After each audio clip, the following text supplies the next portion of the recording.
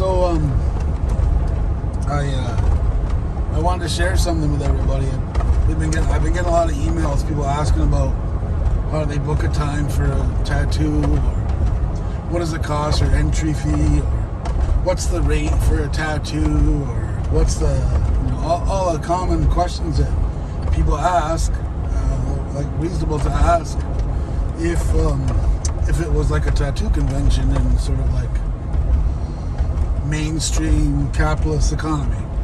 But we're having a tattoo gathering, and it in itself is an act of cultural revitalization. The tattooing is a part of that cultural revitalization. The gathering is also an act of cultural revitalization. In the process to get a tattoo and and even the way in which we're attempting to do things in relation to the economy. I'm struggling with this a little bit. What happened was someone called me and said, you should have put a entry fee on the tattoo event. There's going to be so many people coming. It would help pay for it all. And that makes sense if you were trying to just mimic or mirror a mainstream way of doing things. But this is an Indigenous event.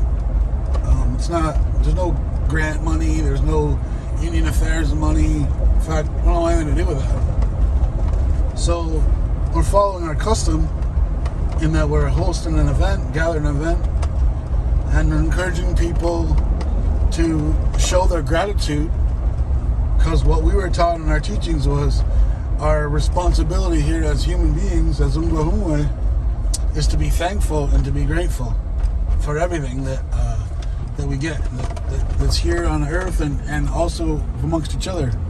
And so what I was taught about medicine and about doing things is that when we're doing stuff with each other, we should be gifting one another, and we should be being very thankful and saying thank you and showing our appreciation with our generosity. And so this gathering, I'm trying to not only revitalize our tattoo culture, but also the economics associated with our tattoos. In that all these tattoo artists are traveling here, and I'm asking for help to make this a reality, to make it come true. And so people are being asked to make a donation to show their appreciation and to assist in making this gathering happen. And you might be appreciative and thankful that it's happening even though you can't make it, and you're just glad that it's happening. And so I'm asking that if people could do that, then we're following our culture in that regard. And then for people who are seeking to get a tattoo, what we've done in the past, in the last 2 or 3 tattoo gatherings that I've been present and that I know have happened, traditional tattoo gatherings, as we've been rebuilding our tattoo culture, is that people have come and they've approached a tattoo practitioner and they've asked them to make a tattoo for them, and they've talked about the reason or the purpose and the design, those sort of things, and the size and placement and everything. And then the tattoo practitioner has the opportunity to say, okay, they'll do it, or they'll say, maybe they'll say no, it's not for them, or they don't feel comfortable with it or confident they can do it or whatever. And so then you may have to find somebody else, and that is that's okay. And so that's how this will go about. And because we're having a gathering and people are coming, and there'll be a whole bunch of tattoo artists, I'm not actually sure how many there are right now, quite a few, that you'll have an opportunity. But what we've asked is that if you come in and you're seeking to get a tattoo, that it's like a sweat lodge or any other ceremony. When you come, you need to participate. You need to be a part of it, and that's what makes it stronger for you. If you go to a sweat lodge and the sweat lodge is at 6 o'clock and you just show up at 5:55 with your towel and your shorts, you jump into your sweat and leave, and you didn't help with any of the work, or preparing the feast, or getting the firewood, or getting the rocks, anything like that, then you're not really getting anything out of it, and you might not get invited back the next time. Like, our custom is that you participate and you help and you put the effort in. And so we're asking everyone that comes to come and stay, to come and help with cooking, come help with cleanup, pick up garbage. Maybe you'll man the front gate and ask COVID questions, or maybe you'll assist with being an assistant for the tattoo practitioners and help them go get water or a bite to eat for them, or so on. Maybe you're going to go do a run and go and help and go get ice or go get something that's missing that we need. You're going to offer yourself. You're going to show your gratitude by offering you and your service to everybody else. And you're going to make a donation. You're going to make a gift to the gathering, that we can use the financial gift to help pay for the costs associated with putting on an event like this. And also it'll go towards some help to the tattoo practitioners for their travel, and it'll go towards paying for the portable potties, or helping to buy some extra food because there's not enough, or whatever it is. That's what it will be for. And then and that's how we're going about this, is to follow in accordance to our custom, as opposed to following what's the mainstream practice of charging an admittance fee and charging a flat rate or charging an hourly rate or something like that. And there might be people who are surprised that this is a government granted project. I'm actually really against that, and I think that we need to work very hard to break our dependency on the Canadian government's financial supports, because they've created a situation for us where they've created an economic dependency, and we need to take responsibility for our own destiny and our own direction, and that means that we need to find ways to finance that ourselves. And so this is my attempt at doing that, and because this is a part of reconciliation and rehabilitation and revitalization, all the R words. This is new. I'm just trying it, and all of us can learn from this together. We might find this is an effective way, or we might find that it doesn't work, and that's okay too. Maybe we'll modify it. So I encourage others to watch what we're doing here and make it better in the way they do it. But we need to really examine our practices, not just beads and feathers and songs and dances and tattoos, but also the way we run our economy and the way we pay each other.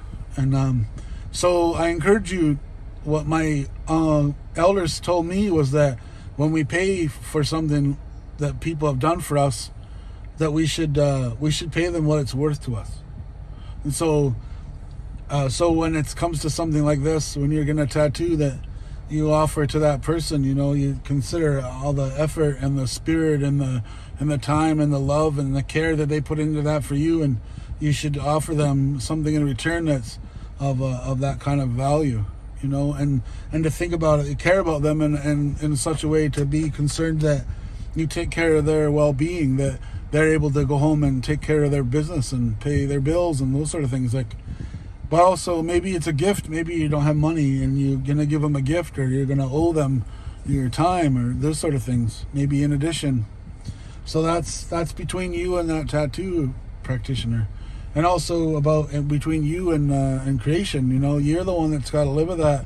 If you thought it was a good opportunity to take advantage of somebody and not be grateful and not be generous, that's what the capitalist society teaches people, is to get everything for as cheap as you can. Get them, what do they say, the most bang for your buck.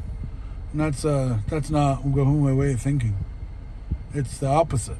And so that's why we're not having an entrance fee, because the people are welcome to come, and we're having it on the Longhouse property. And the purpose of this wasn't a money-making opportunity. It was an opportunity for people to thrive and for us to revitalize. And so that's what we're doing. And I would ask you all to consider, maybe you're feeling hurt, you're feeling sad that your government committed genocide on us and took away our culture, and including our tattoos, and you want to help give back and make a donation, that'd be wonderful. Maybe you want to come to the tattoo gathering and you really want it to happen, and you're willing to make a donation to show your gratitude and be excited that it's going to be able to happen, and then maybe we'll still be able to do it again next year. Or maybe you're someone that really grateful that's happening and you can't make it for whatever reason.